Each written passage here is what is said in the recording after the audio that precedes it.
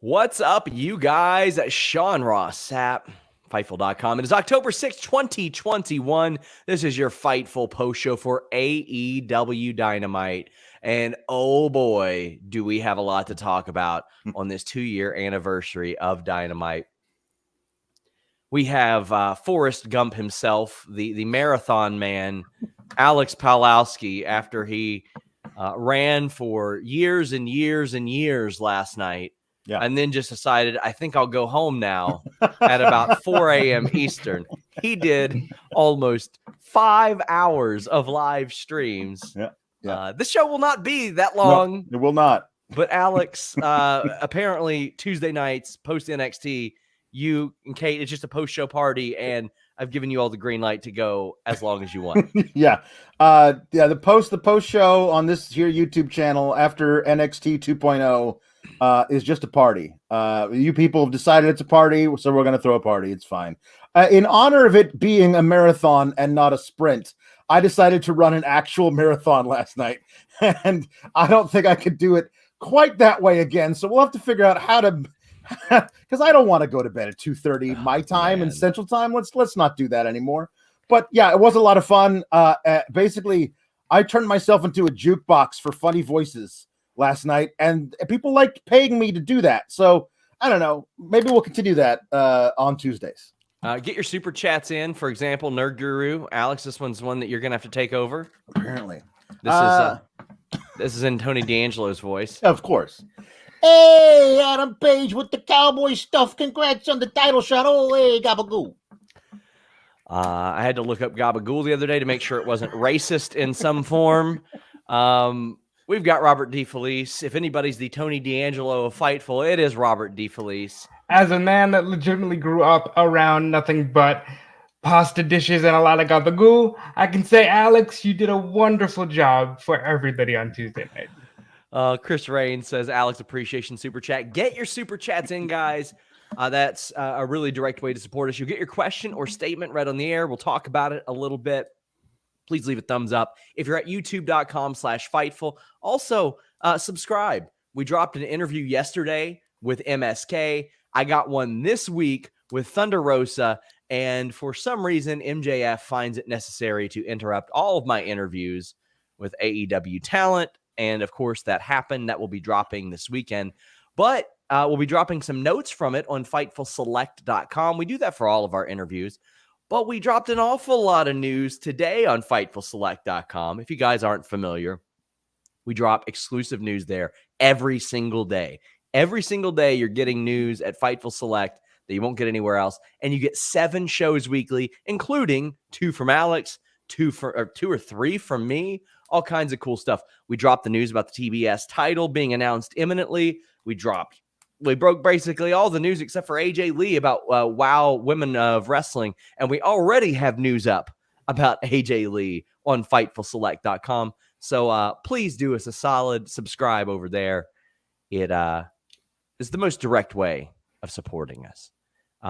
We've got Cliff Beard saying Alex's new introduction should be the 2-hour Iron Man, the man with 1,004 voices, the icon of Fightful, Alex Sour Graps.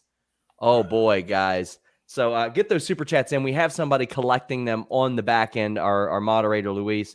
Jay Vitt says, are we closer to getting a trios title in AEW or women's tag? They already have 5 established teams, and they can make an easily more fit. Well, Robert, I think after tonight, we're closer to a trios than we are an AEW women's tag. Yeah, I thought this would be the trios because he said it's been a long time coming, and I think they were more ready to announce that, even though any announcement in the women's division will get a pop. Great move for them, but I think I'm ready for a trios title. So let's go ahead and talk about this. We'll kick off the show with it. Women's TBS title. I love that they had Aubrey Edwards unveil it. Absolutely. Good. They called her the senior official. I love that as well. And she shot him like a weird look, like she almost didn't know that she was the senior official. TBS championship. Alex, to me, this has Jade Cargill's belt written all over it. Otherwise, as I mentioned on Not the List in Your Boy today with Grapsody host William Washington, it doesn't make a lot of storyline sense to keep Jade Cargill away from Britt Baker. They do not want to beat Jade Cargill right now. So I think that title will be the Jade Cargill belt. And you know what? I don't really have a problem with it. Do I think that women's tags or trios belts are more needed? Yes, but I think this is Jade's belt. Yeah, I mean, it probably is. I think she's got so much star power, and I see a lot of people who are like, she's not ready, she's really green, and she is, but like they're doing a good job of hiding it in a lot of ways. I don't know how well you can hide it if she's doing a lot of championship defenses. I'm watching Parker Boudreaux and Braun Breaker on Tuesdays and enjoying it. So. No. Like, that's fine. You can enjoy it. I'm the jury for me is out on Parker Boudreaux, aka Bald Harland. But I'm liking love it for Braun the banter, Breaker, my friend. I'm here for the banter. I don't work Tuesday nights. Listen, the thing about it is that they can hide a lot of her stuff in these squash matches. But I personally don't want to watch Jade Cargill squash legitimate competition in championship defenses. So if they put the belt on her, I need her to be able to hold her own in an actual 6 to 8 minute match against people that I also like, who are presumably going to be her challengers. She'll be fine. You put her with Thunder Rosa and Serena Deeb and established names, and she'll be able to make it through those 8 minute matches. She won that belt for me as soon as she said that bitch show. I said, belt's hers. So we've got a super chat about this TBS this TBS championship. Ryan Lambert says, how upset would the AEW fan base get if Brandy won the TBS championship? It's like Cody win the TNT championship. No, it is nothing like Cody winning the TNT championship.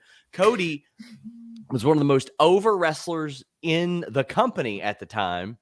But if Brandy wins either one of those titles, I'm going to give you guys a look into my future. This is me if Brandy wins that belt.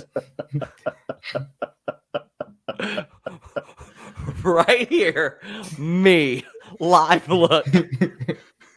I'll be voting for Vince McMahon for Booker of the Year. Damn it, I found the wrong overlay. Where are we at? There we go. Oh, ain't happening. Ain't happening. No way. New Punk Rant says, I love the TBS women's belt. Jade will be the champ. I think the women's division is picking up steam, and I'm excited to see where it goes. Well, tonight was a fair indication of it picking up steam. We got promos from a lot of women. Thunder Rosa. Sky Blue's going to have to work on her promos. I mean, unless the thing about her is going to be quiet girl who is super over. Going to have to work on the promos there. We heard Ruby Soho as well. Britt trashed the belt. And I know there's something to, you should really put it over, but no, Britt shouldn't. No. Britt absolutely shouldn't put it over. And yeah, I think that was the right approach to take. She called it a little tournament, but Robert, we're getting more matches that mean something, so I'm cool with that. Right, and that's all that really matters. And she didn't really bury the belt. She just said, look, this is great. You guys can all fight for a silver medal now. And I don't need to worry about it. And that's exactly how the top champion should feel. Hugh Janus says, fantastic Dynamite tonight. Love the look of the new belt. A bit weird to announce a title tournament that isn't until January, though. Is the tournament in January? Or is that when the finals are? I would assume if it were me, I would have the finals of that tournament on the first episode of Dynamite on TBS. And depending how many women are in it, you could start that thing after Full Gear and just go all the way through. Like that would be amazing. If you told me that we're getting 2 tournament matches on Dynamite and 1 on Rampage every week to showcase all the women in this amazing division all the way up to a final, I'm on the first episode of TBS Dynamite, I'm in for it. Terrence Robinson says, I know it's not going to happen, but the TBS title would be great for Deeb. She has that Bret Hart quality of matches with anybody. That's something that myself and I think, I can't remember if it was Dax or Cash, one of the members of FTR talked about publicly on the timeline. She's got a very Bret Hart quality. Also, Serena Deeb's boot game, the best. I'm telling you, wrestlers, don't go with the boots that match the tights. Go with the ones that contrast the tights. Also, Shady Huda saying, talking about Britt saying she'd rather have a Cartoon Network title. That's the part where I get my own show on Fightful Select, and we just talk about the Cartoon Network channel. That's what's going to happen. It'll be the opposite of Sour Graps. Yeah. Although you being sour about the quality of certain cartoons sounds hilarious to me. That sounds awesome. Dragon Master Adam says, I don't like Jade being TBS champ. She's still super green, and I'd prefer more of a mid card rather than another top title. Maybe Tay Conchi. So I don't doubt. I mean, she is going to be super green, but the way that I put it is this: like, Jade's not going to get compared to anybody because there's nobody to compare her to. Parker, they shaved his head so you wouldn't keep saying Brock Lesnar, Brock Lesnar, Brock Lesnar.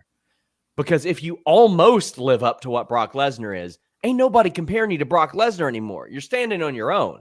Jade's got to stand on her own. And if they're going to portray this as the top title, I'm fine with that because it means that there are more women perceived as top talent. And that's what I'm okay with. The other thing is that Tony has said that he doesn't view the TNT title as a mid-card title. Yes. It's a prestigious title. That's why they defend it. That's why they put it on people who are super over. Like, it's not like a mid-card title, at least now in the other place, is absolutely a mid-card title with feuds that go nowhere and people who don't defend the belt for months at a time. This, like, if they do with the TBS title what they've done with the TNT title, it could be a really great thing because also that belt gets defended way more often than the top belt does. So if you doing that weekly or bi-weekly, you could have a really great opportunity for a lot of awesome women's matches on TV. Also, I don't care if she's green. If you work the belt right, they put the U.S. title on Goldberg, and it catapulted his career to the next level. You can do this with anybody as long as it's done right. Dr. Six Fingers Esquire says champ versus champ feud for Britt and the TBS champ. I think way down the line. Yeah. Way down the line, yeah. I think you make it Jade's belt. Look at tomorrow night, MLW. You got Fatu and Hammerstone. You built up two super huge, mega dominant champions, and then you put them in a situation where there was no other possibility but for them to fight. And then you combine it. Rob Van Dam and whoever the hell the ECW champion was going to be at that point. Yeah. That's what you do with it. Ultimate Warrior and Hulk Hogan. You make that champion as over as possible until there's no other option but for them to fight, and then that elevates the title. Alicia Ellis says, will the TNT title be defended on Rampage when Dynamite moves to TBS?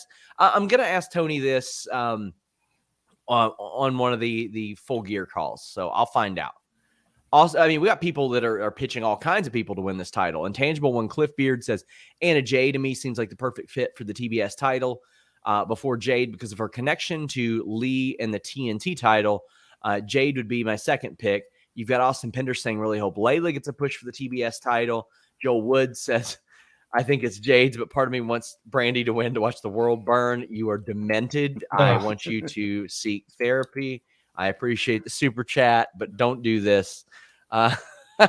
See, Cody is saying he refuses to turn heel and do that thing where he gets everybody hating him. Yes. Maybe Brandy's like, well, can I do it? Because maybe I'll put myself in that position and everyone can hate me. I just want to have the title. Oh, man.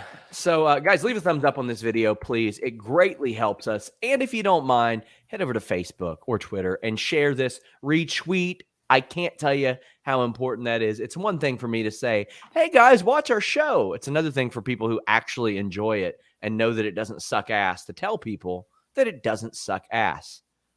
So greatly appreciated. Keep those super chats coming in, guys. Shady Huda says Cartoon Network title greater than TBS per Brit. I mean, Cartoon Network's great. I'm a fan. Shot Kid 29 says Mira's TNT title run is the blueprint for a Jade TBS title run, ending with someone like Anna, Tay, or Ruby finally beating her. I mean, here's the way I like. It's the Jade blueprint. It should have been the blueprint for Braun, even though they had a good one for him. Omos, they're not great workers. But if you get that, they're convincing. They're very convincing. So they beat a bunch of people. And if the money isn't in them being good in the ring, the money is in whoever beats them. And you make somebody by beating them. And it's pretty simple. Cliff Beard says, can we hear what Walter thinks about the TBS title? The TBS title is a very good title, but I would personally like them to some other kind of thing that is a synonym for an explosive some kind. Maybe the C4 title, because I love exploding things. Well, there were some other things that happened on this show. I Am a Lucha says SRS researching Gabagool made me pop. I wasn't about to go throw that term around and then learn that it meant something. Yeah. Oh, man. And Bali or Lasagna says Gabagool isn't the accepted nomenclature. Capricola, please. P.S. Professional wrestling is awesome. Why are we getting so many Tony D? Like, listen. I didn't ask for this. I didn't. The idea of this guy actually getting over by being a stereotype, it's great. This is the same shit that made AMC go through the roof this year. And GameStop. He is meme over at this point. And whatever, man. He's going to get a push. Ray718 says, Sean wanted to say thank you for getting me through the pandemic, and my birthday is tomorrow. This was an amazing episode of AEW to start my birthday. Well, that means a lot to hear you say that. Thank you so much for even caring about what we do, and happy birthday. We appreciate you. We appreciate you donating us money so close to your birthday, but thank you so much. We kicked off this show with the Super Elite. That's Omega, Adam Cole and the Young Bucks against Brian Danielson, Christian Cage, and the Jurassic Express. This was fast-paced. It was a lot of fun. It was a good way to spend 20 minutes. There were some rough spots. The Indie Taker was a rough spot. The Jungle Boy Hurricane Rana to the outside was almost a rough spot, but I think Nick Jackson saved it. And that god-awful power bomb. You got this ain't good for like the Jim Cornette fans that always say that these people look like high schoolers and stuff, and 4 of them couldn't get Luchasaurus up. That looked rough. It looked really rough, but I love how Kenny saved it. We're like, well, whatever. Yeah. I don't care. Peter Davies sent me a tweet, and he pointed out how good Maya Iwatani is. Like, that's a good comparison. Like, she's really good at leaning into stuff like that and being like, oh, well, type of stuff. But I thought this was pretty solid. This is good. It felt like an all-star game. It really did. That's a perfect description of it. Nobody's playing any defense. They're just getting all their shots up. It's all dunks and 3-pointers from the logo, but they're swishing through, and people are doing 360s, and it's like, this is amazing. And then you have people like, well, why isn't the ref enforcing 3-second violations? Well, their people aren't holding the tag ropes. Like, honestly, a ref in one of these AEW matches is just an absentee babysitter. Like, can we have ice cream for dinner? Sure, knock yourselves out. I don't care. Can we just all cheat at the same time? Yeah, I don't care. Honestly, your parents are paying me. I don't care what you do. Like it, but it's great to watch. It's a lot of fun, and I thought this was super over with. The crowd was so hot for this match, and like you knew that whatever they were planning for the main event was going to be amazing and had to be timed out right, because they said, we know how over Jungle Boy's entrance is. We know what a pop Adam Cole gets and Bryan Danielson. We're not going to televise those entrances. Those have been big time ways to get people who are tuning in to be like, wow, if the crowd is this hyped, then I need to be this hyped. And they just said, we're not going to show those on TV. We're just going to let the crowd be hyped for this friggin' match. And they were. It was beautiful. Yeah, it was an absolute thing of beauty. This is PWG with a guardrail. That's what this is. Yeah. This is a great 8-man tag. A lot of fun. Powerbomb was a little sloppy. Sure, who cares? A lot of sloppy. I think it was a lot of sloppy. Jungle Boy nearly impaling himself. Doesn't matter, because at the end of the day, everybody had fun. Quadruple knee. Adam Cole gets the win, which is the right move because the man is undefeated. Yes. He should be moving up the rankings, and it's thumbs up all around from me. This is just a lot of fun. Reminder, guys, the newest edition of Fightful Magazine is out. Check out my Twitter. I've got a bunch of previews over there. FightfulMag.com. Stories on CM Punk, Thunder Rosa, the Thunderdome, Brian Lee, Fire Pro Wrestling, Check it out. Good stuff. Good stuff. Hannah says, Tony Hive is here. Anakin says, liked entrances on social, but they cut Brian's. They had a lot more. As long as you do the entrances live, that's what matters. Do them live. You can cut them occasionally on TV. Cliff Beard says, first round match should be Jade versus Maki Ito. I don't know from an in-ring perspective how I do that. I'd probably put that on a taped Rampage. Can Alex do the Pete Dunne accent for a little? Oh boy. No. I'm Pete Dunne. I don't care. You people do whatever you want with you. I mean, I don't care. You hold the tag ropes, don't whatever. How many people in the ring? 8, 9, 12? I don't care. I'm Pete Dunne. Alex, what does Pete Dunne think about Wonderwall?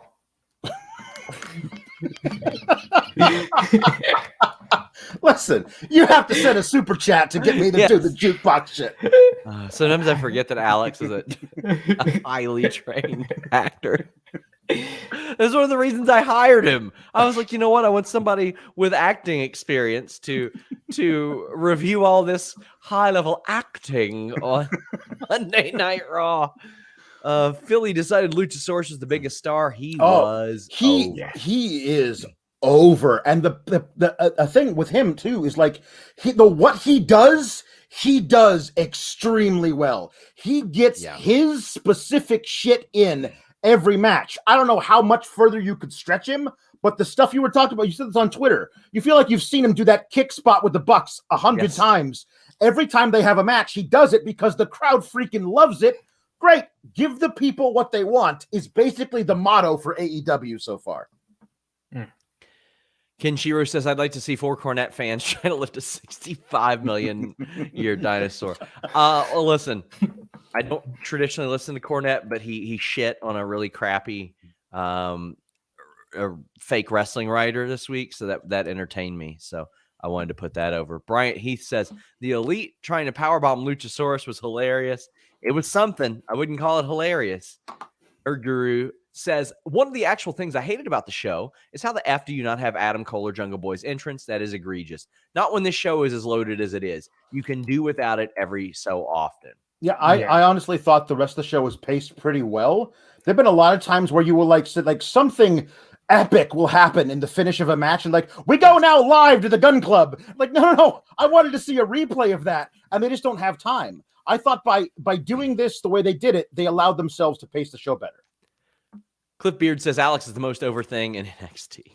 It is true. That's fact. We went to Bobby Fish versus Sammy Guevara.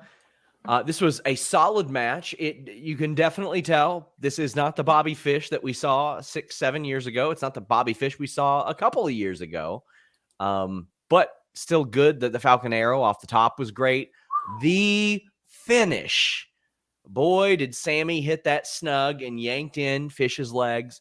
Again, this is not that guy that I watched in Red Dragon in Japan and Ring of Honor and even in Undisputed Era at the beginning before all the injuries racked up. But it made a lot of sense to bring him in, Robert, because he's got a name.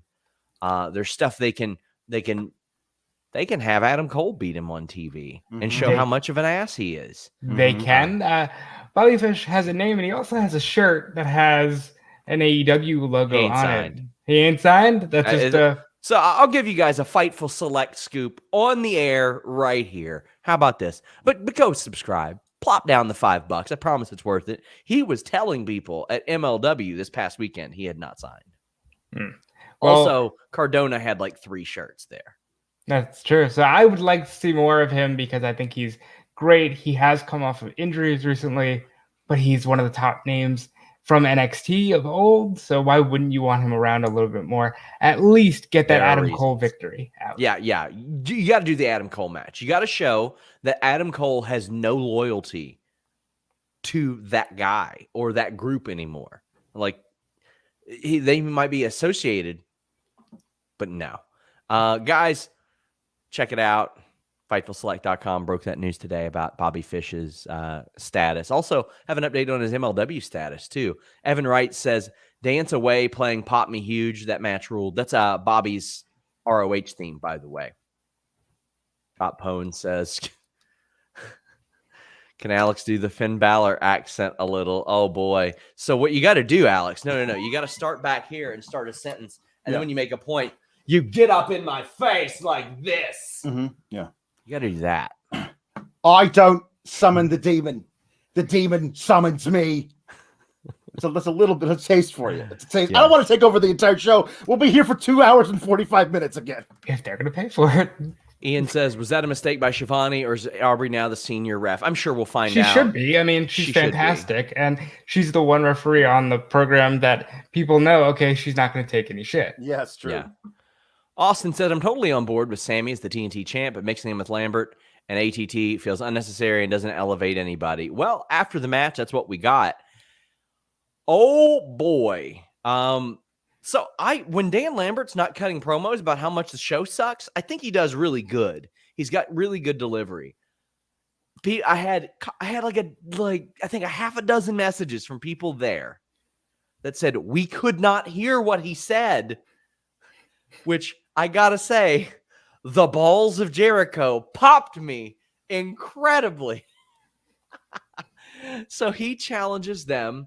I assume the Inner Circle plus Fuego to a match in Miami. Ethan Page was not there tonight. Congrats to him on the birth of his son. That's awesome. I mean, super awesome. Happy for the dude. But he's got to work with American Top Team in a few weeks. Jay Shell Nicole says, got my fingers crossed for Masvidal in a match. I think it's real possible.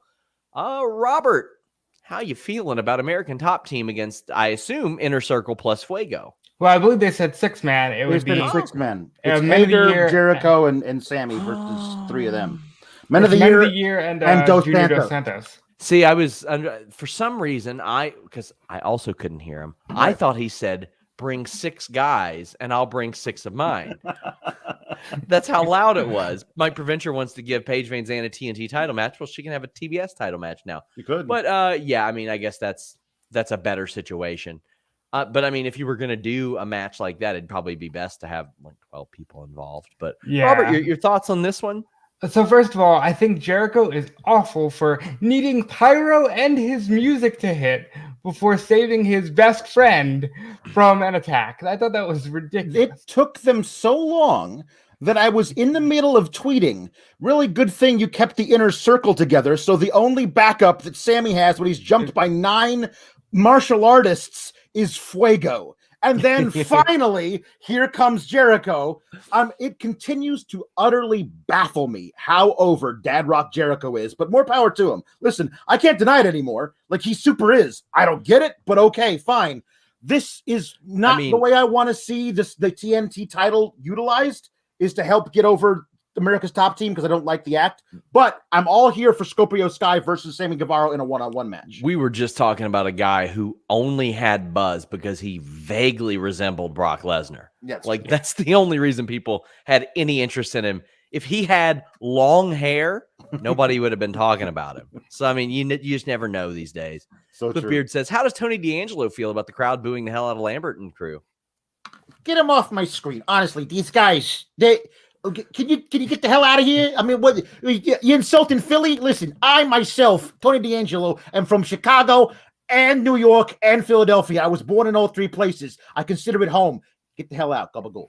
Oh, I had to hit you with that. But Brandon Campbell says Abaddon has a better win-loss record than any other woman in the company. She should be champ. Well, I mean, she's not undefeated. you know what, though? She's close. We did get a comment that said Paige Van Zandt should get a TNT title shot. I asked you, has she ever had talks with WWE? She needs to be in pro wrestling. Vaguely, like slightly, but she was putting her eggs in the MMA basket then. And also, like, we would ask her, Fightful would be like, hey, do you want to be a pro wrestler? And she goes, oh, I'd love to be a WWE diva. And they hadn't been called that in like 3 years since then. So I was like, do you really? Because it doesn't seem like that much. Austin Leach says Jericho went to the Rhea Ripley School of Making Saves.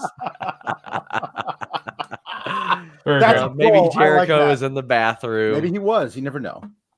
Jay Shell says down the road, I need the TNT belt on Ethan Page. I think that'll happen down the line. I honestly believe Ethan Page is a future AEW world champion. He is so money. I mean, like there's so many guys ahead of him, but he will eventually get to the top of that peak. Can't wait for it.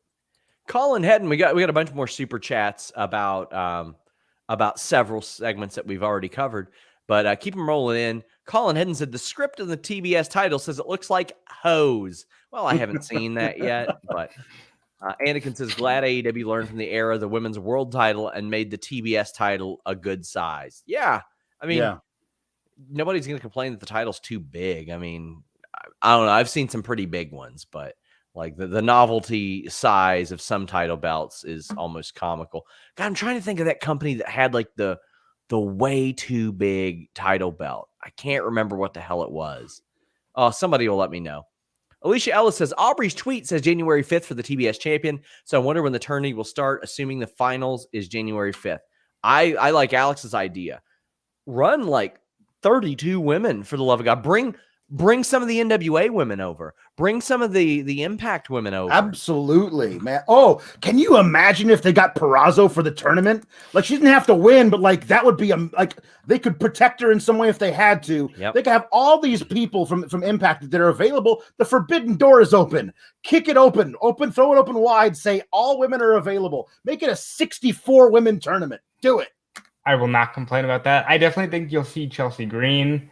I think. Yeah, Roxy has talked a lot about going over to AEW. I got some news on that. Well, there you go. I got some news on that. Sorry, Robert, to cut you off, but somebody who you're familiar with actually held that novelty size title belt. It was New South. Thank you, Joel Pearl. Look at that thing. Jeez. That looks like they photoshopped it and they just said, okay, we did that exactly like that. What do you mean you didn't want to like that? Anakin JMT says Luchasaurus is the most versatile big guy I've ever seen. He can do highly athletic stuff, lucha style moves, and big guy moves. He's incredible. There are so many guys like we didn't know were as versatile as they are because there was the old, oh, why would you work like that type of thing. Mm-hmm. As it turns out, you probably should be athletic if you can be. Nerd Guru says, seeing as O'Reilly doesn't fit in NXT these days, I'd love an AEW faction called the Red American Dragons with Brian, Fish, Garcia, and O'Reilly. I think after tonight, I would like to see the Cole Fish match, and then I would like to see them move on and do something else. I wouldn't mind seeing O'Reilly in a place that will use him better than what he's being used as right now. I will say that. Now, O'Reilly's one of my favorite workers in the world. Yeah. Zach Barber says, Alex, you may hate Jericho, but every crowd loves him. They do. It's true. I can't deny it. I don't get it, but I can't deny that he's super over anymore. Zach Barber says Jericho is basically John Bon Jovi, and the crowd is here for it. John Bon Jovi still draws a crowd. Well, John Bon Jovi is from Philadelphia, so this crowd probably was like, hey, is that John Bon Jovi over there? Is that John Bon Jovi? Before you get crushed, I believe Bon Jovi's from Jersey. Is he? Well, this is the Tony D'Angelo thing. Everybody thinks he's from New York, but he's from Chicago. Across the river, you know? Yeah. I mean, close. Chris Hart says, mixed feelings on the Jericho stuff, but Paige Van Zandt just seems to get pro wrestling and is perfect in her role.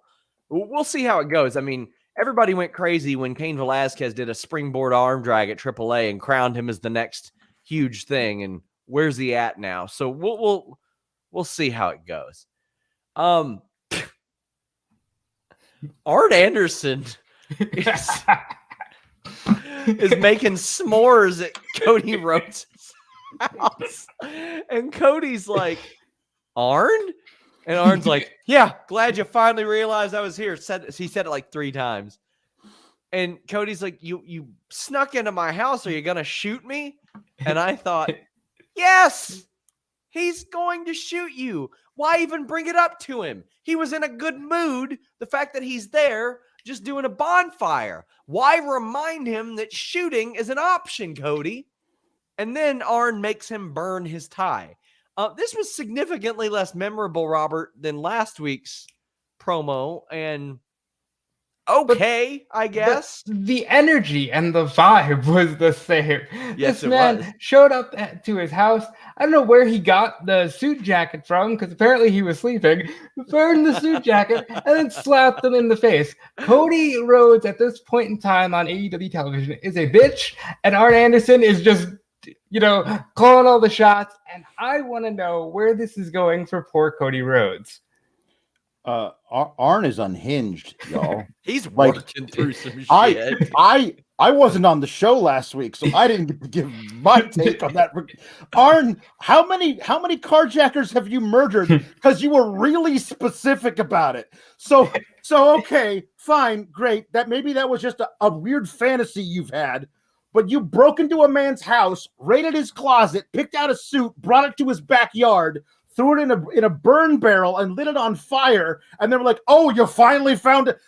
Arn, what are you doing? He's off his rocker. And I think it's great that Cody is like, okay, Arn, don't burn my tie. And then Arn slaps him, like, okay, you can burn my tie. Like, I don't know what's going on, but there was a fantastic tweet that I saw that tie perfectly matched Cody's suit and his ensemble. Those are hard to match. The perfect shade of pink. I hope he's got another one, because those things cannot be cheap. He didn't want to burn it. He's like, but he finally said, "Okay, I don't want you to slap me again. Do this. Please don't slap me again." Austin Leach says Arn Anderson showed up to Cody's house just to start a trash fire. Maybe it's the fact that they have a newborn and they were finally getting some sleep so they could sleep through all of it. I just want to know how Arn managed to pull all this off. But Malakai Black kicking his son's head off his shoulders must have really broken something within Arn, because the poor man is really letting loose.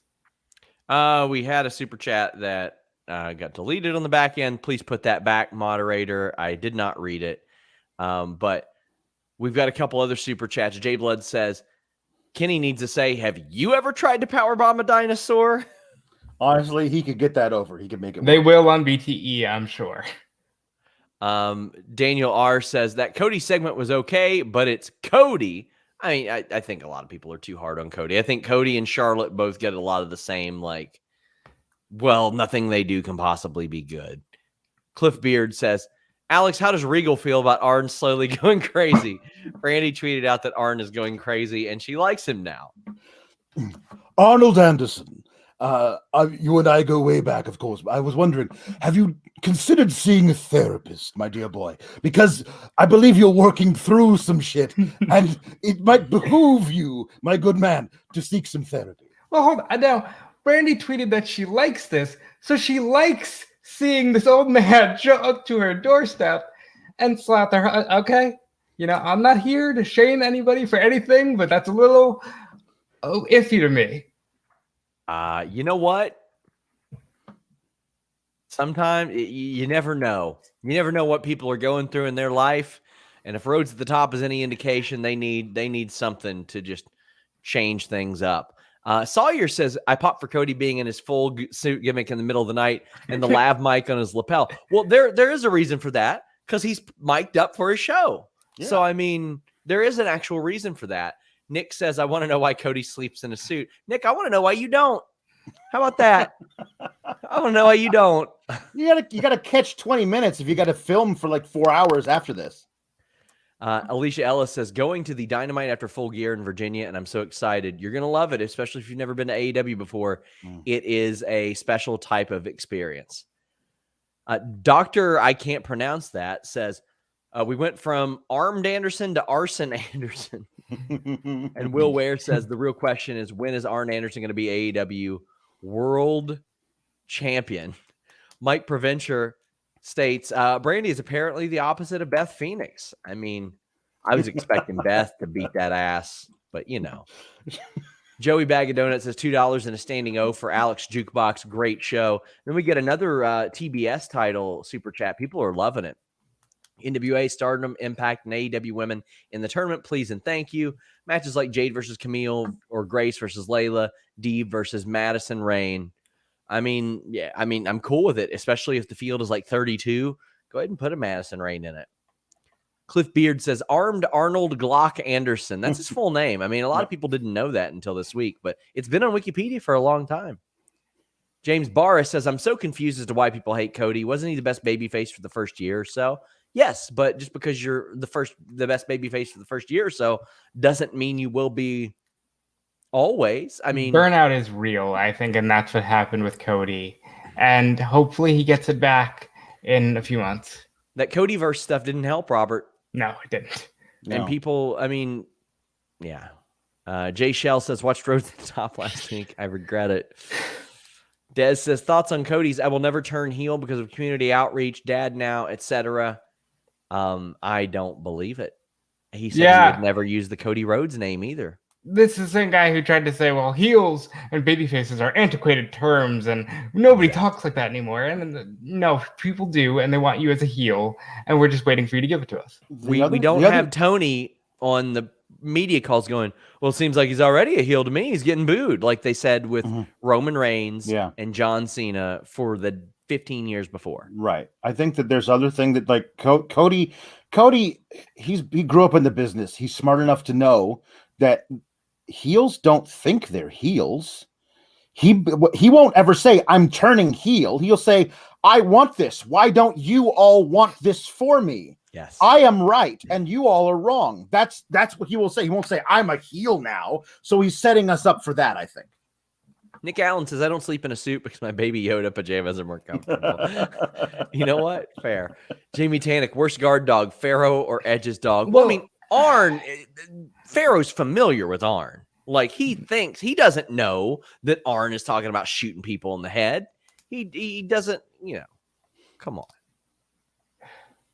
By the way, Retribution attacked backstage. What do y'all think of this? I don't. Okay, listen. So they attacked Darby, right? Darby already had his match. Darby had a match. Yeah. By the way, let's talk about the promo in the match. Sorry, I skipped over that. Yeah. Darby has a promo and he talks about why he paints half his face. That was because half of him is dead. You get this is the JR specialty. Yeah. This is the Mick promo, the Triple H promo. It's what JR is good at.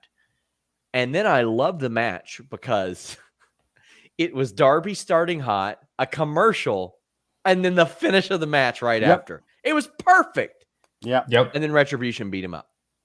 Well, he was walking to the back, and they say MJF has requested a match with you at next week's Dynamite, the Saturday one. And then a limo pulls up, and he assumes it's MJF. He gets attacked from behind by a dude in a ski mask, and a bunch of other dudes in ski masks beat the brakes off him. But the entire time, the commentary says, "Well, that's obviously the members of Pinnacle." And so I wonder why they were all wearing ski masks. If the commentary is going to tell us that that's who they are, I could figure it out from watching them. But if commentary is telling us that's who they are, I don't understand the point of the ski masks. Unless we find out later it's MJF messing with Darby because Darby one time got beat up by a bunch of guys wearing ski masks when he was in high school or something, and he's trying to mess with his head. But at this point, them all wearing ski masks for no reason doesn't make any sense to me. Yeah, I got confidence that they'll make sense of it. Robert, do you? I think this was probably something where they wanted to look dark because Darby is getting attacked by mysterious people, but commentary clearly said that's the Pinnacle. And if Cody can sleep in a suit, Pinnacle can beat people up in suits, and I think that would have looked a lot better. Mike Provencher says they can't be Retribution because they did more than simple juvenile vandalism. Well, I knew they weren't Retribution because they didn't throw a cinder block through a window, then throw a cinder block through the hole where the window used to be. Yeah, because that's just how it works. But MJF and Darby, I'm all for it. Alicia Ellis says, well, Holly Holm out of the main event next weekend. This is why I don't even look at UFC cards until 3 days before anymore. I don't do it since I don't cover it full time anymore. I pop on the streams. I don't even look anymore. Hannah M says, Cody's likability took a turn when he got the tattoo. I think there is a real tie to that. Yeah. I think there is. I mean, come on. Hard to disagree with that. Austin Leach says, I'm surprised Fightful didn't break the news that Retribution signed to the AEW. Alicia Ellis says, I fell over when Retribution showed up. Oh, God. And Alicia said that Darby, commentary said Darby wasn't cleared for next week, right? Oh, well, that would make sense. They could then put this off and do the big match at Full Gear. Darby versus MJF at Full Gear is a Full Gear match. Yes, it is. Yeah. They sold me a ticket, specifically Ricky Starks did, when he came out there and he said, FTW title started in Philly, and I wanted to defend it, but Brian Cage didn't show up to work. I thought Guy wasn't there. I didn't. Right, Robert? I thought dude wasn't there. So when he came out, I believed it. Well, they've been not arguing, but everybody's seen the Brian Cage stuff on social media. Maybe he doesn't like how he's booked. I thought that he wasn't there. So this was pretty good to me. It was quick and effective.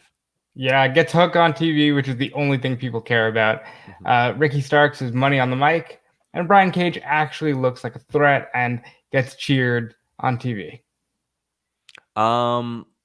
Let's see. We got somebody saying Bobby Fish just signed a contract with did. Yeah, it's all, they tweeted it out. He's all elite. He got the graphic and everything. Oh boy. Well, good there for it is. him. Good for him. That's interesting. Especially, it's interesting. I'll say that much. But we've got the Ricky Starks thing. What do you think about that, Alex?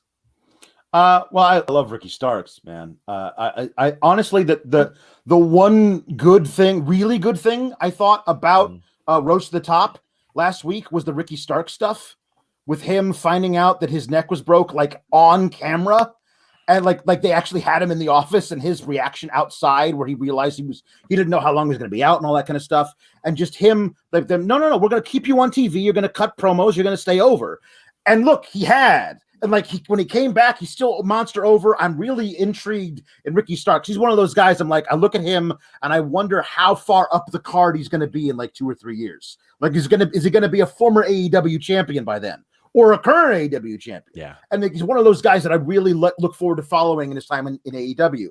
So I'm totally down for him finally having that match with Brian Cage. I hope whatever they do, it's got a fully clean finish. Nobody gets involved, and they write off that feud forever and move on. They need to move on. Alicia Ellis says she doesn't get Brian Cage. I mean, I don't either. I don't either. Oh, we got people asking for Fish Hook. Oh, no. Ian Hunter says, looked like the IRA attacked Darby. Maybe he had some rough times traveling Ireland in the 90s. Oh, jeez, man. Well, CM Punk came out. He's like, hey, you guys tired of this? I got some shoes. That's cool. Jay Shell Nicole, by the way, says Bobby is all elite. Nergru says Fish got the graphic. Hey, good for him, man.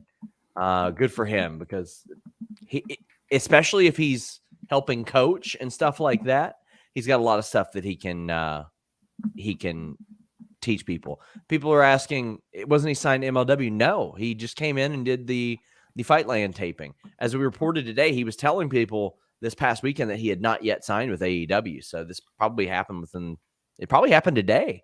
Realistically, with the Undisputed Era being the core act of NXT, Tony Khan should want all of those guys, even if it's just a flex. I mean, William Washington today made a pretty good case of NXT the last few years being more of a developmental territory for AEW than WWE.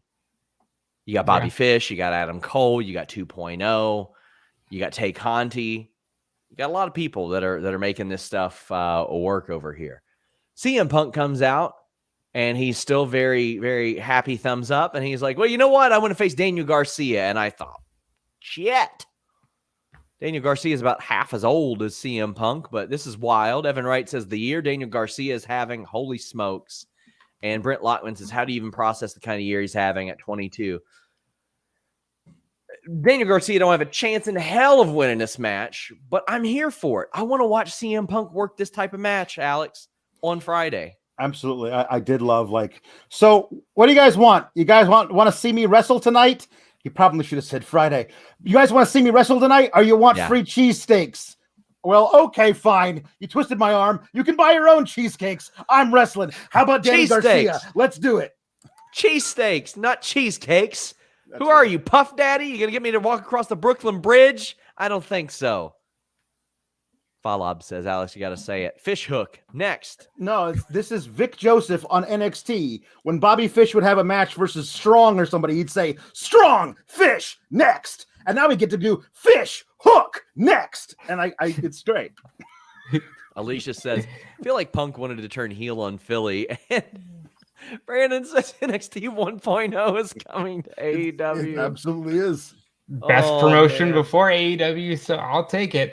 Look, seeing CM Punk against Daniel Garcia, sign me up. That's the kind of match you want. Now I'm getting really interested as to who the act is going to be that makes CM Punk go, all right, fuck this. I guess I'll go and be angry again. Now I got to go fight these guys. Dr. Six Fingers Esquire says, better lawn darting. Pinnacle putting Darby through a stop sign or Nash overhead tossing Mysterio. It will never not be Nash. Let's be for real. It'll never not be Nash. You got to pay respect to what paved the way. That one was so special because we had never seen anything like it. And like, it was so cool looking. And Ray made, like, Diesel was made long before that, but like that helped make the NWO. Them just lawn darting a guy. That was so cool. It was so rad. One of the greatest moments in WCW history.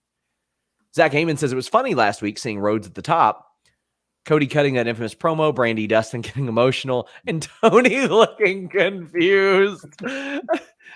Well, let me tell you, if they cut to anybody else, they would have shared the Tony sentiments. Oh, man. Nerd Guru says Cody has the potential to be the most supreme version of all you people heel and would get booed out of everywhere, which I would love. He could be a very, very special heel. Jay Shell Nicole says, I hope Starks moves on from Cage after this match. That's what I've noticed AEW's problem is sometimes they do stretch out stuff way too long. Like this best friends Miro and Kip Sabian. Yeah, a little too long. Sawyer says, speaking of their son Garcia, I haven't seen the BTO or BTE Champs 2.0's press conference segments the past couple of weeks. Go out of your way to see them. They were on Free the Narrative 2, EC3's thing, where he faced Braun Strowman. And it was perfect. They were like the old men in the Muppets. Oh, wow. They were up there like doing observations throughout the whole thing. And I was like, that's rad. That's perfect for them. It was really, really good. I encourage you guys to check that out. Weston Blake did really, really great there. Jervis Cottonbelly did a thing there. Like, I love Jervis. I know. And there's some deep stories for a Weston Blake, a former Wesley Blake, and Jervis Cottonbelly. And when I first watched the first Free the Narrative, I watched it and I was like, I don't know how I feel about this. This is different. And then I thought, well, why does that make it bad? No, that doesn't make it bad. It just makes it different. Yeah. And I thought it was the best approach to long form cinematic that they've done. And it's really good. Check that out, guys. And I dropped an interview with JC and EC3 last week about it. Cliff Beard says, who do you think is going to be Punk's first Dynamite match? It seems like all the up-and-comers he faces on Rampage, so it's got to be a made star, right? CM Punk and Bryan Danielson against the Young Bucks. Oof. Yes, I mean that's certainly one of the. I honestly I don't know for Dynamite what I need to see, and I'm sure it'll be held off for a pay-per-view. I need Adam Cole versus CM Punk in a one-on-one match on pay-per-view. I need to see that. Mike Provencher says, when should you start calling Rampage Garcia's show? When he starts winning on there. I mean, that seems like a good one to me. By the way, guys, had a Moxley backstage promo, but we'll get to that during the ladder match. I had some people saying that I forgot it. I didn't forget it. Shida versus Deeb. I saw this coming from a mile away, but I liked it. They got the first woman to 50 wins stuff. Oh, and then she didn't win. I love it. It's a great match, man. Of course. And Daniel Garcia, man, won my heart. He said, this is the match I've been looking forward to for a year. I love it. I love him putting that over. Not like they needed help doing it. I was so excited for this match. Just so glad that Serena's back in action. Austin Leach says, absolute troll job of making that trophy. And then she loses. Alicia Ellis says, knew she was losing when I saw the award for it. Joseph Snark says, made it too obvious she was going to lose. I love Deeb's vicious side, though. Announcing the potential 50th win before the match was silly. I really like it. I think that it's good that they did that because they showed that Serena took something from Shida, Alex, and Serena needs to establish herself a little bit more after taking some time off, and she did that tonight. Here's the thing that was so interesting to me. When Serena pinned Shida, I've been hearing a lot of people who watch Dark saying Shida is turning heel on Dark. Like she's working different. She's got an edge to her. So I was like, oh, is this how they're going to turn her heel on Dynamite? Because Serena cost her 50th win and embarrassed her when was supposed to be giving this trophy and everything. Was she going to turn heel on Serena? And then they swerved that too by having Serena completely go off on Shida, which is great because Serena is so much. If you got somebody who is the master of 1,004 holds, that person should be using those holds to try to put you out of action for the next 6 weeks. So that's why I love her being an out and out heel. I think Serena Deeb might be one of those people who holds the TBS title. Maybe she's not the first one to hold it, but she could hold it for like 6 months and defend it every week in great technical wrestling matches, and we'd never get tired of watching it. I mean, not to cut you off, but like when today William Washington was talking about people saying, "Oh, well, AEW can't do a secondary women's title," and he's like, "They did," and Serena had it. Right. I mean, they kept the NWA relevant during the pandemic. Robert, I love this match. I love two great talents going in the ring. Sometimes one wins, sometimes one loses. That's it. Yeah, they did set up precedent for the trophy because they had given one to Jungle Boy when he won, and Shida was going to win that. Deeb works as this heel. She's the Dean Malenko of this division, and you can work that all day. If you wanted to put the belt on her first, the TBS belt, you have her go until she runs into Layla Hirsch, who has a great match with her and then finally out wrestles her to win the belt. And now you have set this belt completely apart from the women's world title, and that would be fun to watch. But Deeb is fantastic. Glad she's a heel. They can always do more with Shida, but this is what Deeb needed. Mike Provencher says, put the TBS title on Deeb and have her defend it in an open challenge every week so she can highlight the entire women's roster and women off of it. I don't dislike that idea at all. I just think it'll be Jade's belt.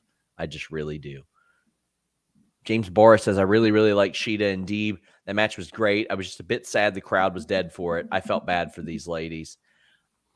I know it seems like I'm picking on Bobby Fish, but it seemed like they got a little dead for that too. They were on a roller coaster ride tonight. They knew that there was a big announcement coming. They knew that the Joker was there. They had a title match. They had the place probably came unglued for like 6 entrances that we didn't even see. So there was a lot of up and down there. We've got Tingu Ray saying, I think after Hangman wins the belt, that one is in the wrong place. Eloquent says, Serena Deeb appreciation, the psychology, way she sells, way she moves, all excellent. Match with Shida was my favorite TV match since Britt Rosa. And Nick Allen says, Shida and Deeb was a great match. Expected Serena to win, but I'm really hoping that Shida turns heel as a result. Give me Suit Boss Shida. She is, the Suit Boss Shida works really well. I think you need a way to really highlight her personality in that role. Like, have her really be like this intimidating, like Roman Reigns-esque, like mob boss there. Austin Pinder says Serena versus Layla would hump. It would, and it will. It'll be a great match. Some Stupid Punk says, I know I'm late, but I don't want Jade to be the first TBS champ. I know she has an amazing look, but I'd rather have a skilled worker to give it prestige. Me too, but I think it'll be Jade. I think they've established with the TNT title, though, you can have different runs mean different things to different performers. Well, if you want to look exactly like Jade Cargill, you should probably replace your cereal with that delicious Magic Spoon. That's really all you need to do. Let's eat Magic Spoon. That's it. If you eat Magic Spoon, you're going to look like Jade Cargill. And the reason for that is It's got 0 grams of sugar, 13 to 14 grams of protein, only 4 net grams of carbs in each serving, only 140 calories per serving. Keto-friendly, gluten-free, grain-free, soy-free, low-carb. You can build your own box. Peanut butter, blueberry, cinnamon, cookies and cream, maple waffle, Cody, cocoa, fruity, frosted. I hope you don't get Cody-flavored cereal. Yeah. You don't want that. Each little grain would have a suit on it. Tastes like heel. Yeah. Not if it has anything to say about it. But they've also brought back cookies and cream and maple waffle permanently. These are my 2 favorite flavors now. Go to magicspoon.com/Fightful. Grab a custom bundle of cereal. Try it today. Use our promo code Fightful at checkout and save $5 off your order. They're so confident in their product. It's backed with a 100% happiness guarantee. So if you don't like it for any reason, they'll refund your money. No questions asked. This stuff legitimately helped me lose 20 pounds this year by changing my diet. I have it every weekday. It is fantastic stuff. You can have it as a midnight snack. You can have it as a snack throughout the day as well, not just in the morning. And it doesn't have all the carbs and sugar and unhealthy stuff that regular cereal has. So check out magicspoon.com/Fightful. Use our promo code Fightful and hit them up at Eat Magic Spoon on Twitter. Even if you don't order it, let them know you heard about them from us. It goes an awful long way. Riven Blade said, love Deeb versus Shida, non-title women's feud. Yay. They need a lot more of them, Alex. Yeah, they do. And I think that what's wonderful about it is that these tournament matches can spark a lot of those kind of feuds. If somebody gets beat in the first round and the person who beat them got beat in the second round because the first round opponent gets involved in some way, then all of a sudden now you can run that stuff on Elevation and people will tune into Elevation because they saw how the feud started on Dynamite or Rampage. We've got a bunch more super chats. JCL says, Hirsch will be my all-time favorite wrestler in the future. Shazarin says, Deeb, Shida ruled, but the crowd was flat. People keep talking about the importance of the women's revolution, but seem flat for it. Bad booking, or I think it should have been before the TNT title match. Yes. I really do. Cliff Beard says, do you think they do the TBS title like they did when Cody won the title and bring in women off of the indies? Here and there, I think they do, but I think they're going to... They have such a deep roster. Yeah. You don't need to do that at all. Jay Shell says, would I need to watch Free the Narrative in order? You can. It helps a little bit. But it's definitely not necessary. Marco says, with more notable contracts coming up soon and available to be picked up by AEW, how soon do you think we start getting a full brand split with a permanent second hour getting added to Rampage? Honestly, I hope that no promotion ever adopts the brand split mentality. Yes. That is not the way to go. WWE has done it for 20 years. They've embedded it into what they do, but it just doesn't work. This draft is evident of that. Just give people time off. Give people time off. Honestly, honestly, they were able to keep. I mean, Adam Page is a special case, but he's every bit as over as he was when he left however many weeks ago. You can do that with other people. And what I love about the way AEW does it, it's easier to do that because they tape both shows at the same time. But there are people who don't wrestle on Dynamite, but they set up their Rampage match on Dynamite saying, tune in 2 days and see this match.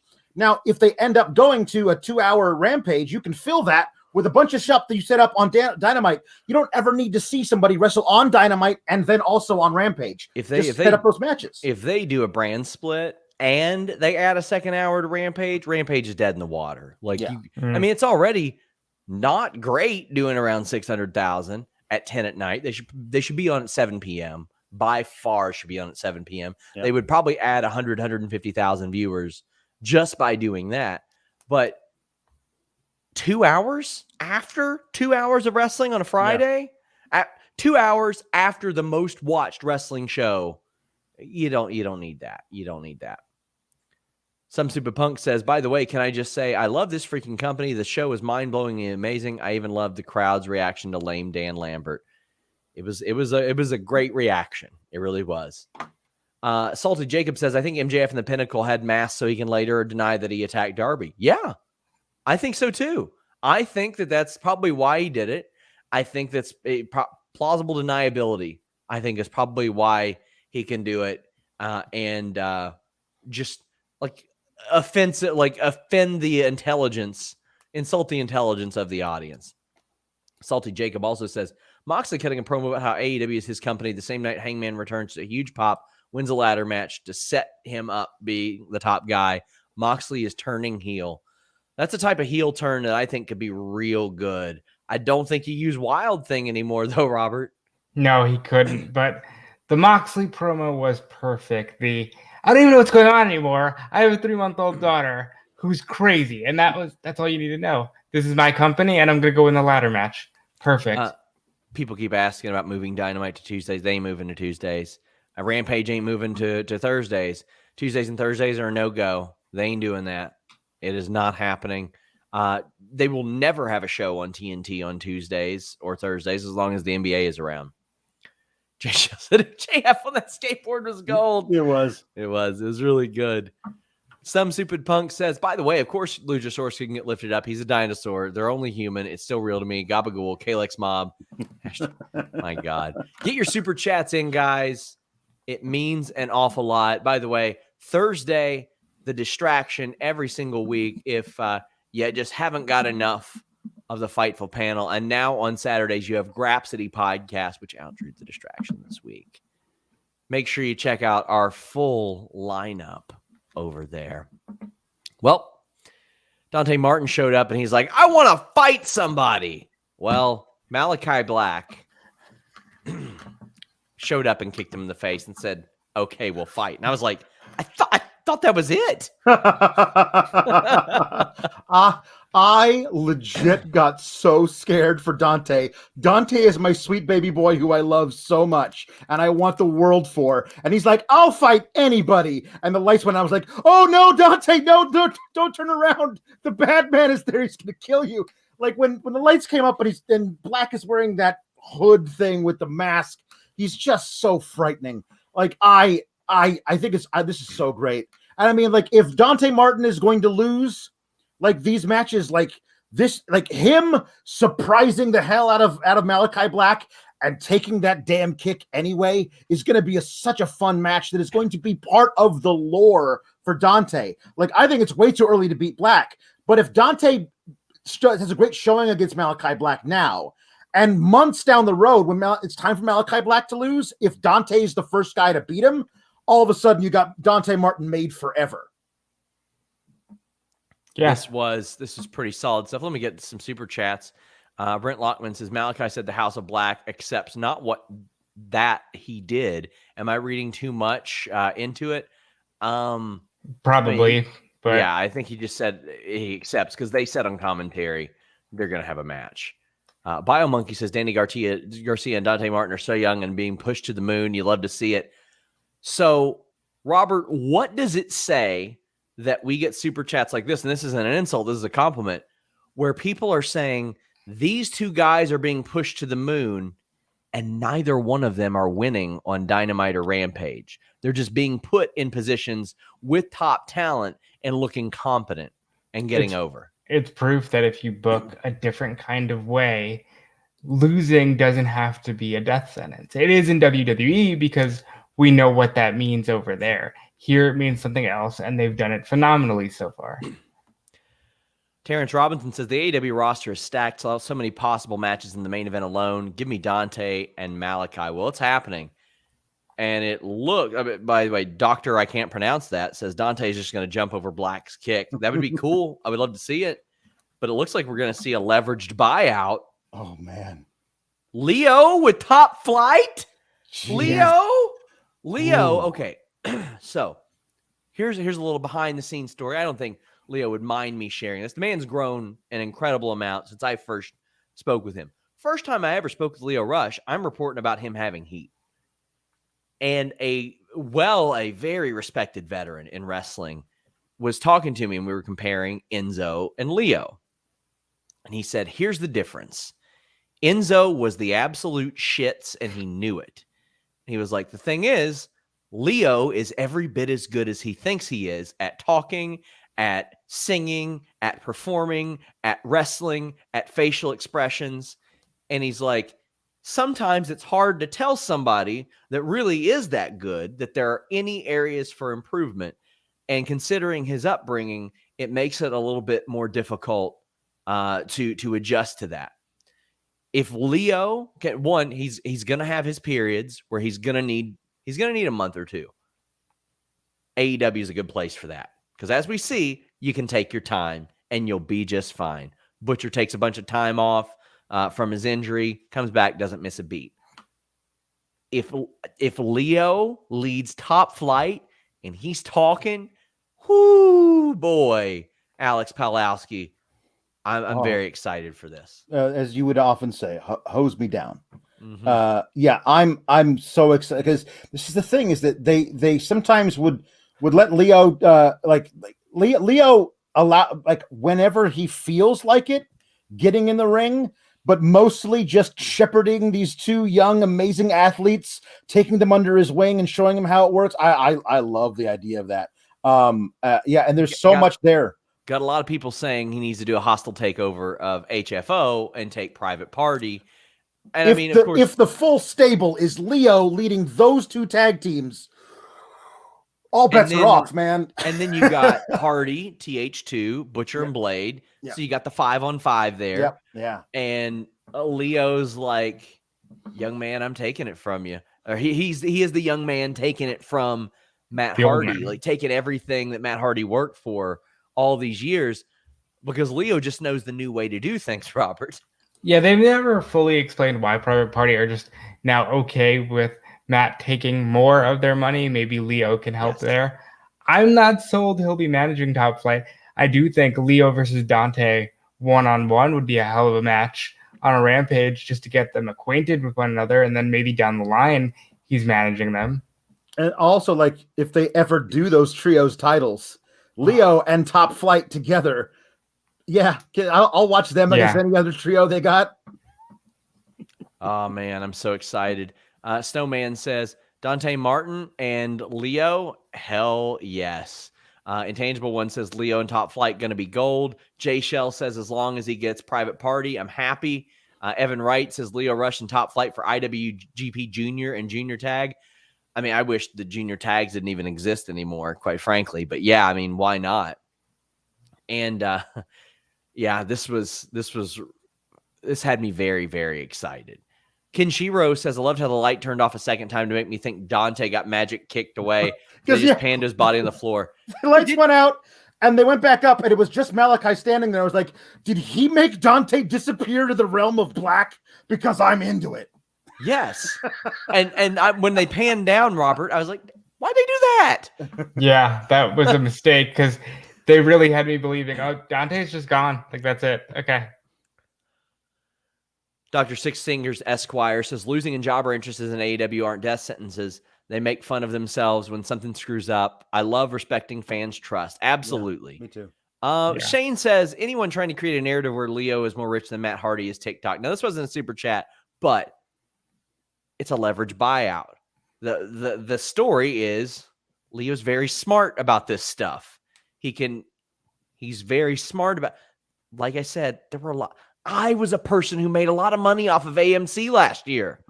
You don't know how somebody can accumulate wealth or accumulate money these days. There's a lot of ways. People are getting rich off Bitcoin. You never know. You never know. Shot Kid 29 says, make the House of Black an official group with Abaddon dropping the zombie aspects and Brody King after his ROH contract is up. We'll see about Brody King, and we'll see where the chips land, but I do like that one, Brody King and Malakai Black. As far as Abaddon's got some work to do in the ring too, but you know what? Those are two pretty good people to learn from. I do love the idea of the House of Black becoming a faction. Mm-hmm. Like, not just something that he says to, like, refer to his fans or himself in the grand version, but like actually winds up at some point with like 4 or 5 people you had no idea were there, and all of a sudden now they're here with me, and now we're gonna make you pay. I think that'd be a lot of fun. Lonzo says, can we see Rampage move to Saturdays? God damn, I hope not. Cowboy Clay sent a very generous super chat. Big thank you. He says, thank you all for making this insane hobby all that more fun. I think I consume more hours of Fightful content than actual wrestling, and I ain't mad about it. Hey, we appreciate you. Thank you. We don't expect you to listen to everything, but if you're into anything, we have something for you. Like I have people say, hey, cover more ROH, Impact, GCW.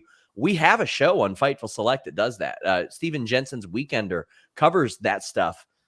All these shows every single week. So we cover about everything. This Saturday, Kate Hensler and Denise Salcedo are covering Knockouts, Knockdowns. So make sure you guys check these out.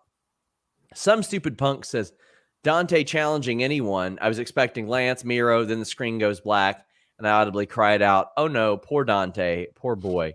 I don't think Miro was there. I had heard there were a few people not there, like Miro, Anderson, Gallows. I don't think were there. Well, if he's not wrestling tonight or on Rampage, why Yeah, why bring him?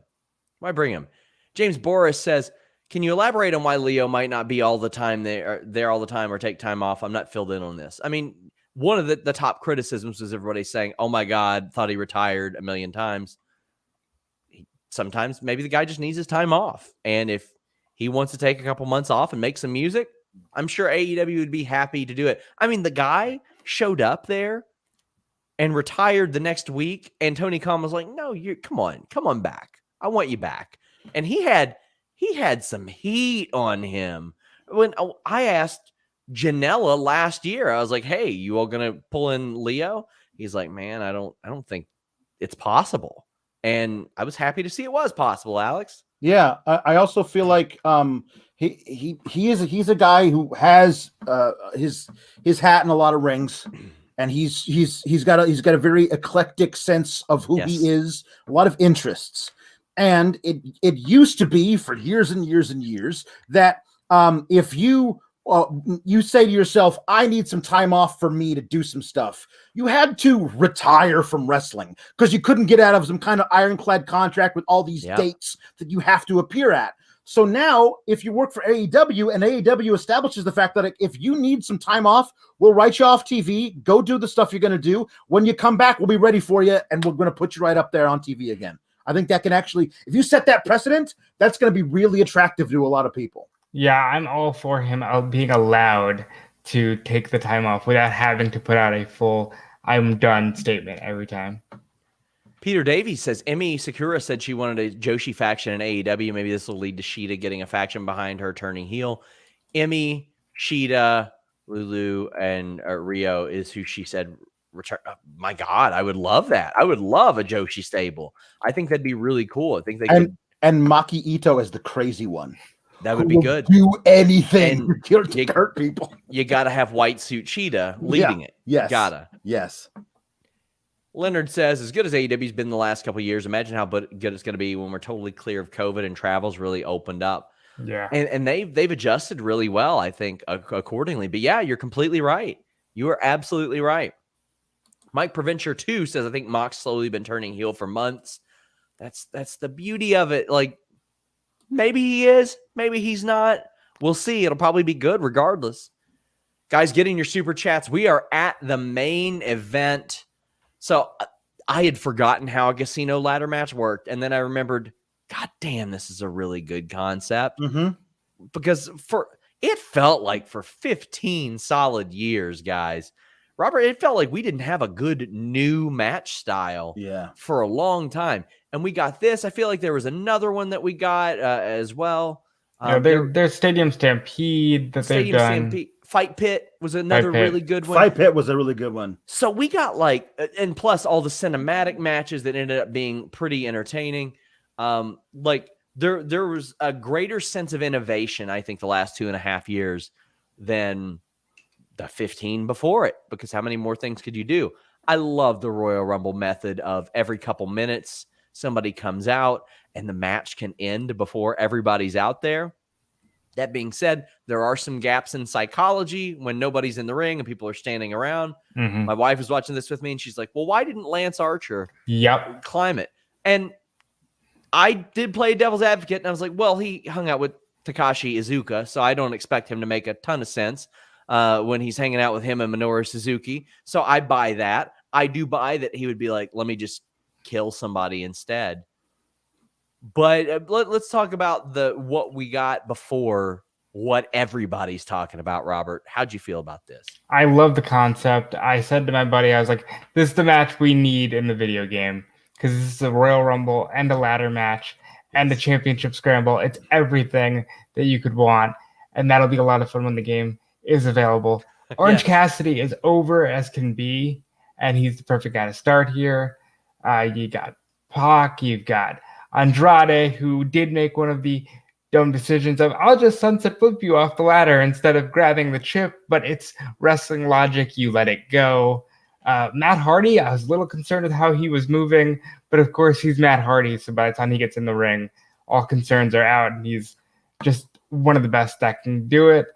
And I really enjoyed this match up until the part where Jon Moxley came out and Lance Archer had a ladder just there, and he's just like, no, I'm going to go fight him instead, which it's too logical for me, even if I know Lance Archer wants to kill Jon Moxley.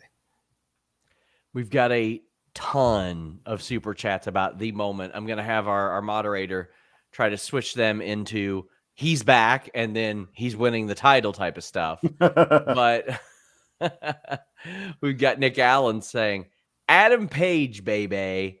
We've got Zero Fear saying he finally showed up to work. The Joker is Adam Hangman Page, and by the time he hits the ring, they're chanting cowboy shit. Alex, I missed him. Oh, he's back. He wasn't in the rankings, but he got his title shot. Guys, do you think there's a danger that AEW might run out of pops? Like I'm worried. I'm worried there's just eventually the pops are going to stop. Like, no, they're not. Not when they book it this well. Like this is the thing is like everybody who was like, oh, the Joker could be this or this or this, like, but it's got to be Hangman, right? Like, it's got to be Hangman, right? Like, and then it was, and then they did the deal with like having him win it. Like this, like it gets you the point where you're like, oh my God, I get the things I want as a fan, and it doesn't feel like I'm being spoon-fed things I want. It feels like they're absolutely booking it the right way to get to where I want them to be. I will say this. The one thing I loved about the entire match is that they had these pairings within the match that already had history behind them. Yes. Orange Cassidy and Matt Hardy are feuding. How does Cassidy get taken out? By Matt Hardy. Matt Hardy basically takes himself out. The history of Cassidy and Pac as well. Exactly. The history of Cassidy and Pac. The history of like the current thing of Andrade and Pac. And Pac takes out Andrade. So you have that thing going on. You have the Mox and Lance Archer thing. They currently hate each other. So that's why I felt like that moment where they brawled out into the crowd was just them, their overwhelming hate for each other. They let the hate flow through you, and they couldn't stop it. I loved all of that. And now we get wonderful things perhaps down the road because Page took out Pac. That's also got history behind it from the very first days of Dynamite. And we get some more Moxley versus Page stuff maybe down the road. Like everything was perfectly paced.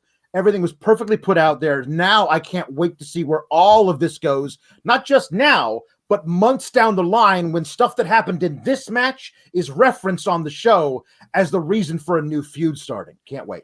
Jay Shell says, love that AEW's model is to give us what we want. Not an unusual idea to make their fans not resent them. I mean, WWE at their peaks, the 80s, the late 90s, babyface territory.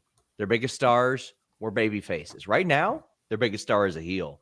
Mm-hmm. Their last 15 years, their biggest stars have gotten booed. I mean, what does that say? Nuclear pop for Hangman. I screamed and woke up my brother when Ghost Town Triumph hit, said James Barris. Mike McVaney says, what a show. Hangman winning and Deeb dominating. Hope she's Britt's next feud. We'll see about that. I think Thunder Rosa is going to get that spot, but people are telling us to check out the mini interview with Adam Page. Things might not be going a lot of people the way that people think it's going to go, but he feels a big twist. We'll see. But what I felt was Adam Hangman Page doing that freaking dead eye. Oh my God. By the way, guys, one of the first episodes of Making a Finisher I ever did where I interviewed somebody about the finisher. We talked about that. So go check it out in the archives. Robert, Pac took this off the top of a ladder through a table.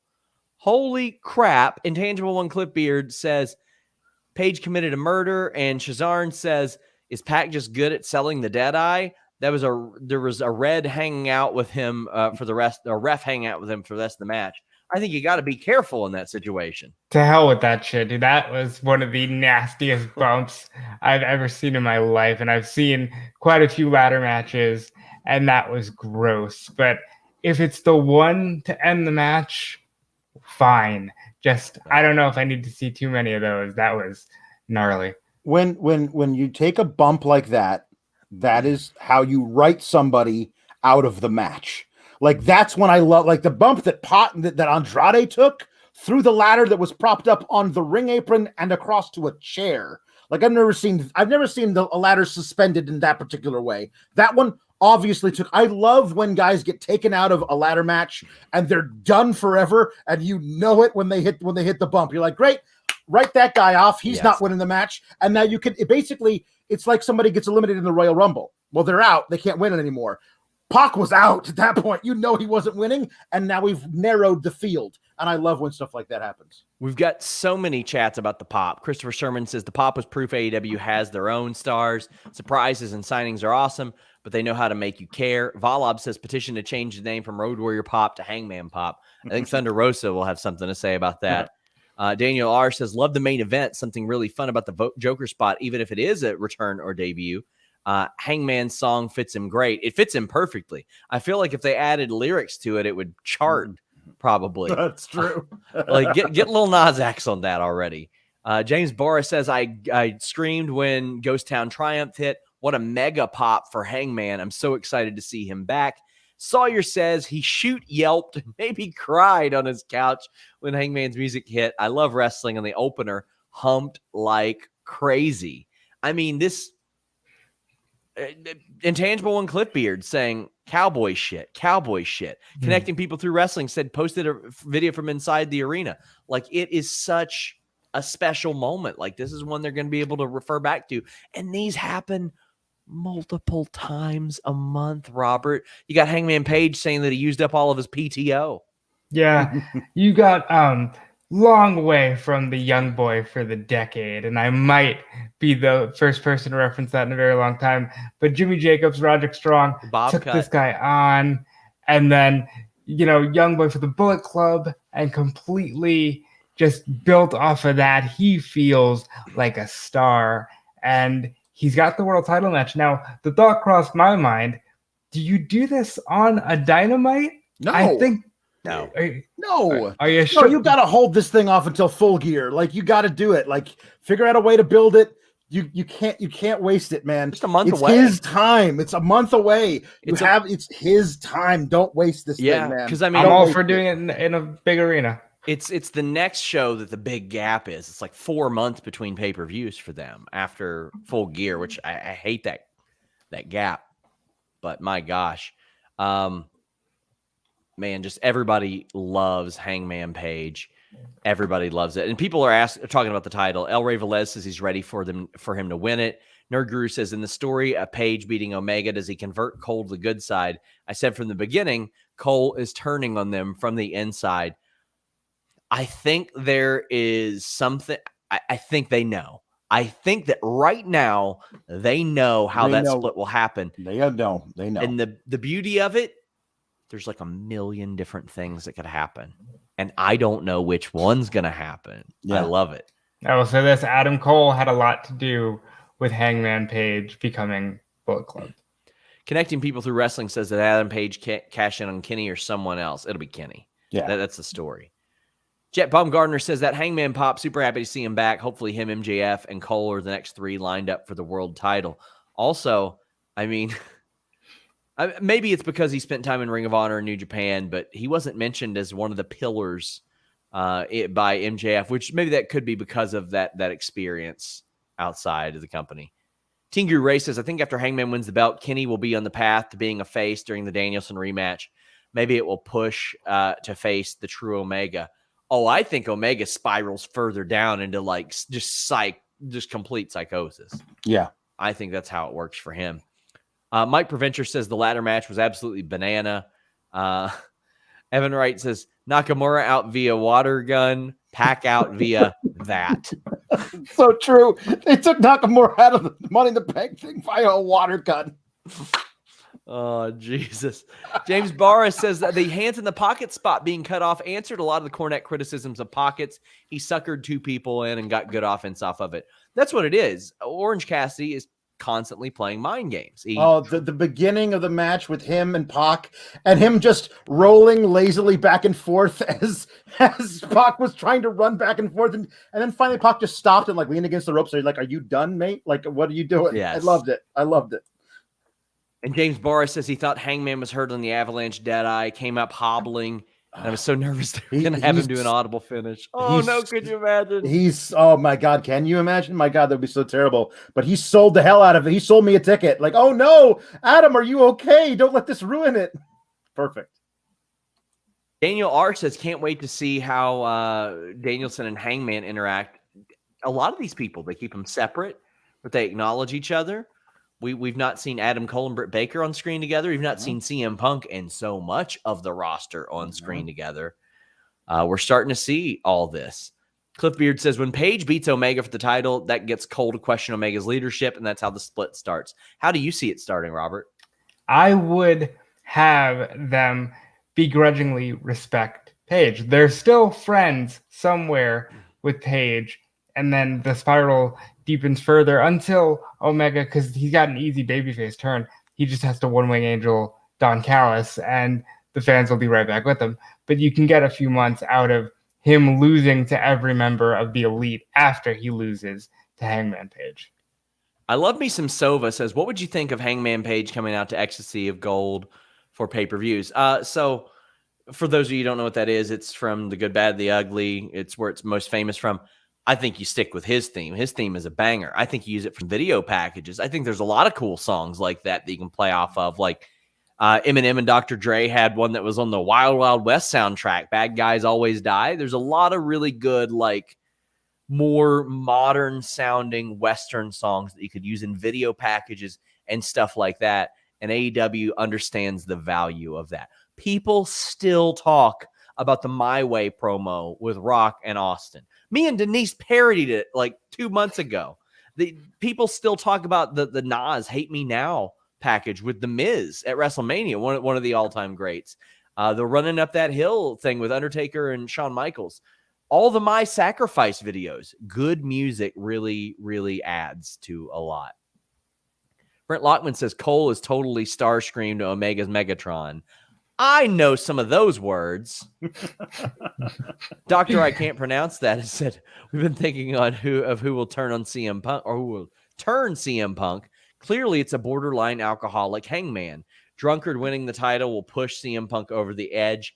I love that, Robert. The jealousy that we all know that CM Punk has always had, and also that's where I would kind of love the reveal of Hangman being like, I don't even drink anymore.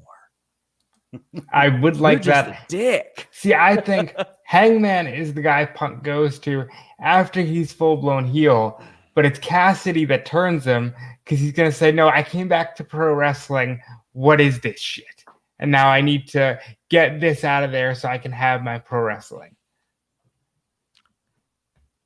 We've got James Barr says, Kenny spiraling out of control leads to Coda coming to save and redeem him. I hope so, mate. That'd be wonderful. There are a million great stories to tell, and I'm ready for them to be told. We got a few more super chats. Go ahead and get them in. We're heading down the home stretch. Frank Aguilera says, I love the Brian Punk stuff. That Hangman moment feels like it's for OG fans. My God, Alex, that was a show last night. You know what? I hope they do it. As long as Kayla and Alex are happy with it, you all can hang out there for 4 hours if you want. I don't give a damn. We by the way, we are going to bonus Alex for going 2.5 hours. So. New Punk Rant says, Deeb going heel was amazing. Black and Dante was great. Hangman Page had me screaming. Everything AEW is doing is amazing. It feels like a cohesive show. I just want a good cohesive show that makes sense. And that card they set up for Rampage looks great. Like, what a great Rampage they've thrown together too. Like, it's wonderful that like I have that to look forward to cleanse the palate at late night on Fridays. It's so good. Yeah. Brian, yeah. Also, Luis is getting a bonus for yesterday as well. He will be. Luis billed that as 2x on 2.5 times, I guess. Bryant Heath says, AEW keeping Hangman's return close to the vest was super impressive, given how CM Punk and Bryan's debuts were well known the couple days before. I think a lot of people knew. A lot of people knew that it was happening, but it wasn't just like straight up confirmed. Stu Plexer says, what a pop for Hangman. Who was the last wrestler to be over as Page is right now? Bryan 13-14 is the first one that comes to mind.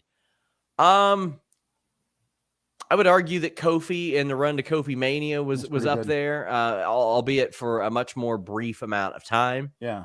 But I think the Bryan run in 2013 leading up to WrestleMania.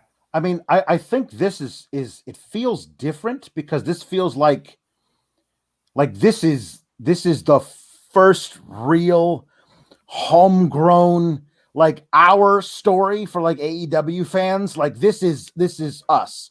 We decided we love this guy so much, as they were also deciding it for us. But it was just this one thing of like, we know what the payoff is. It has to be this.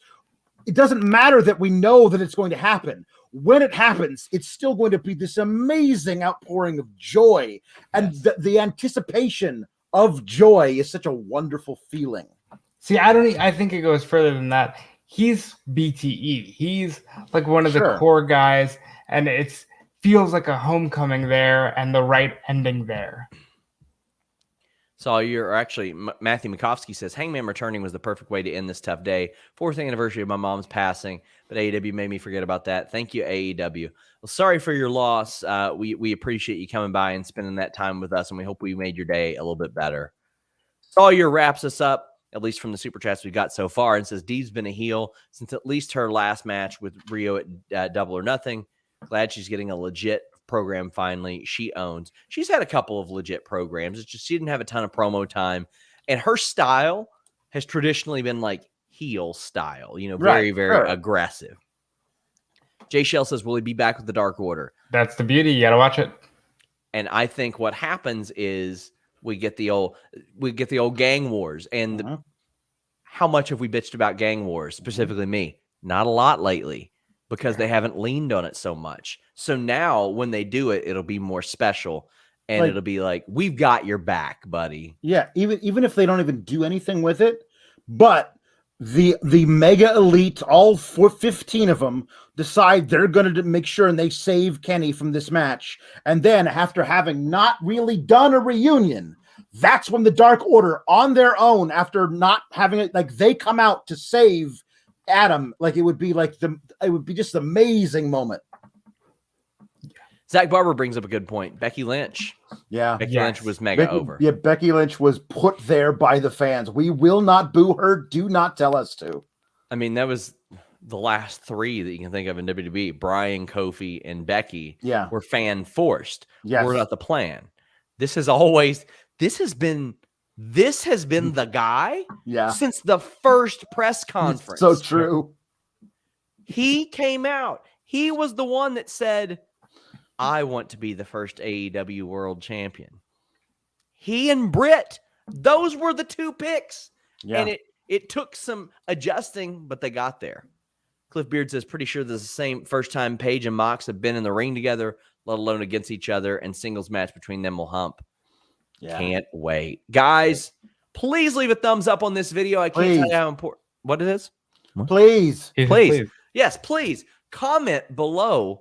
Really anything. I don't care. Just helps the algorithm. It helps a lot. Share this video. Leave us nice reviews on iTunes, Stitcher, all that good stuff. All that stuff truly does help. I can't tell you how much we are at the mercy of an algorithm. So leaving a thumbs up really, really helps. Subscribing to Fightful Select really, really helps as well. At the beginning of each month, we always get like hundreds and hundreds of fall-offs from cancellations and credit card expirations and stuff. That's the most direct way to support us. We communicate with you guys over there all the time. We do live discussions. We break news. We have a bunch of shows, all kinds of good stuff. And by the way, we got some Grapsody merch up at shop.fightful.com. Check that out as well. Robert, tell the people what you're doing.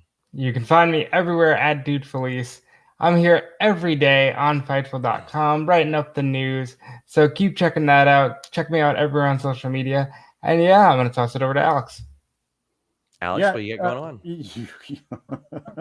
Well, we know what you got going on. You're on screen all day. Do you have a child anymore? I do. I got about 5 hours of sleep last night, so I could take care of my daughter all day. I host the TNT after party, not TNT, NXT after party on Tuesdays, which we just talk about, mostly about Tony D'Angelo. But it is a lot of fun. People seem to enjoy it. We went for 2 hours and 40 minutes last night. I don't know why. When I started podcasting, my boss at the time said under an hour, never go over an hour, and that stuck with me for so long. And if you guys are here supporting the shows will go as long as you all will support them. I know it's not for all of you guys, but if you guys support it, we will just go as long as you guys need. Yeah. You can follow me on the Twitter at Alex Sourgraps. I also host the Fightful Select Sour Grap Show on Tuesdays, really late at night now, and also on Saturdays where I talk about Raw and SmackDown. Guys, if you go over to Fightful Select right now, I got my Q&A show. It's gonna drop tomorrow or Friday, maybe. But I've changed the format. It's not as long, but what I do is I only answer the questions that I have some answers to. But that doesn't mean you're wasting your questions, because that just shows me what I need to ask people, and it shows me what you guys want to know. So head over there. You can get your question in. It's a good time. I appreciate you guys. These went from like 45-minute reviews for single shows, and our first few episodes, we were like, no more of those 90-minute shows. And here we are, an hour 40 in, and you guys are supporting it. Thank you all so much. We're out.